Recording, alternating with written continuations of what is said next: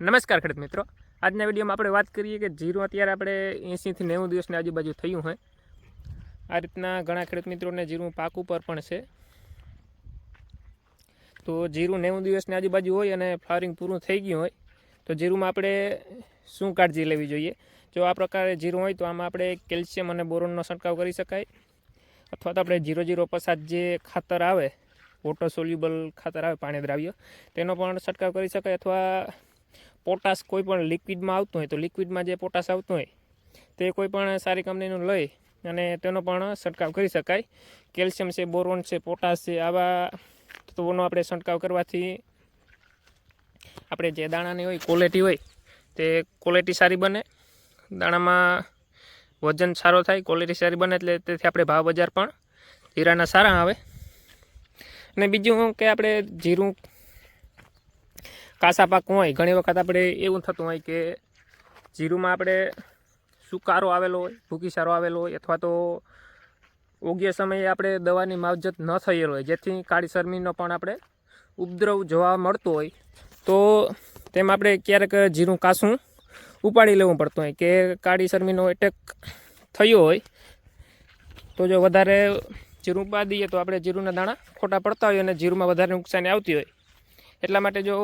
કાળી શરમીનો ઉપદ્રવ હોય અથવા પ્રથમથી જો લીલો સુકારો આવેલો હોય તો જીરું આગળ પાછળ થયેલું હોય, જો આમાં ક્યાંક આપણે ભૂકીસારા અને સુકારાનો અસર હતો એટલે અમુક ટકા છોડ લીલા દેખાય છે, તો આવું જીરું આપણે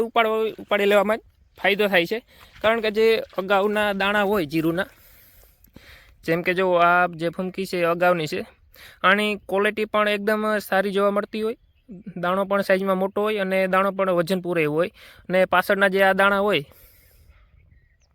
આ દાણાની સાઇઝ પણ થોડીક નાની હોય, અગાઉના દાણા કરતાં થોડીક ક્વોલિટી પણ નબળી હોય અને વજનમાં પણ ફોરા થતા હોય. અને જો આ જીરુંમાં આપણે વધારે રાહ જોઈએ ઉપાડવામાં કે 7-8 દિવસ પછી ઉપાડશું, તો જીરુંની જે અગાઉની ફૂમકી છે તે ઠાર ઝાકરનું જો પ્રમાણ હોય તો બપોર પહેલાં તો કૂણપ હોય જીરામાં એટલે વાંધો ન આવે, પણ બપોર પછી જો ઉપાડવામાં આવે તે જીરાને 7-8 દિવસ પછી તો આ ફૂમકી ખરવાનું પ્રમાણ વધી જતું હોય. એટલા માટે જો આ પ્રમાણે જીરું હોય કે 30% કાસું હોય અને 70% ઉપાડી લીધા જેવું હોય તો જીરુંને ઉપાડવામાં જ આપણે ફાયદો થતો હોય.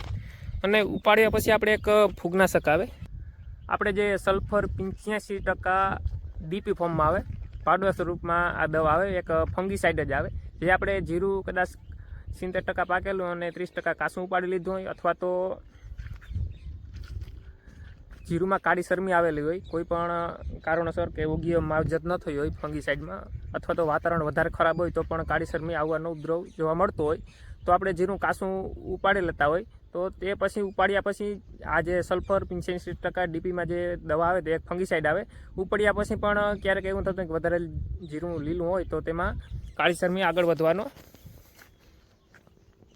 પ્રશ્ન રહેતા હોય, તો તેના માટે જીરું ઉપાડ્યા પછી આ પાવડરનો જો આપણે છંટકાવ કરીએ તો તેમાં આપણે ફંગીસાઇડ છે એટલે આગળ જે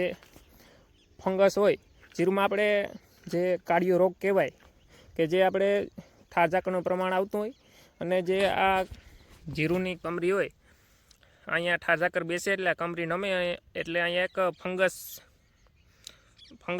ઉપદ્રવ થાય, ફંગસનો અહીંયા એક ફંગસ જોવા મળે, તે એક કાળી ફંગસ હોય, એટલા માટે જ આપણે તેને કાળી શરમી કહેવાય. તે જીરું ઉપાડ્યા પછી પણ થોડાક દિવસ તેમાં આગળ વધતી હોય, જીરું ઉપાડ્યા પછી જો આપણે આ દવાનો છંટકાવ કરીએ તો તે ફંગસ આગળ ન વધે અને જીરું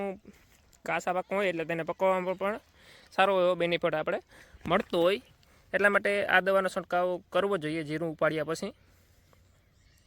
જો ખેડૂત મિત્રો વિડીયો સારો લાગે તો વિડીયોને લાઇક, શેર અને ચેનલને સબસ્ક્રાઈબ કરજો.